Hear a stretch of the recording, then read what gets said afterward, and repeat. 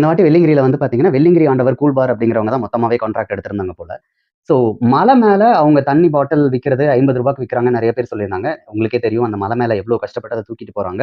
And தூக்கிட்டு போறவங்களுக்கு அவங்க கூலி குடுக்கணும். இதெல்லாம் பார்க்கிறப்போ வந்து ரூ. 50 இல்ல அதுக்கு மேல அவங்க வித்தாலுமே, அது வந்து வொர்த்து தான். அதுல நம்ம எந்த விதமான குறையும் சொல்ல முடியாது. ஆனா, கீழ நம்ம கோவில்ல என்ட்ரன்ஸ்லயே வந்து வெள்ளியங்கிரி ஆண்டவர் கூல் பார் அப்படின்றவங்க கான்ட்ராக்ட் எடுத்திருக்காங்க. ஒரு தண்ணி பாட்டில் ரூ. 20க்கு வாங்கி ரூ. 30க்கு விக்கிறாங்க.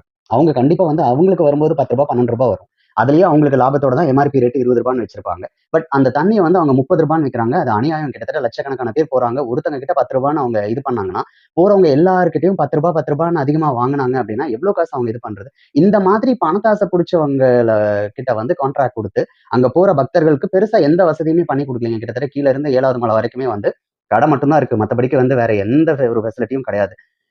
ஆனா கீழ இருக்கிறவங்களுக்கு மட்டும் கான்ட்ராக்ட் குடுத்து ரூ. 20 தண்ணி பாட்டில் ரூ. 30 குடுக்குறாங்க. இத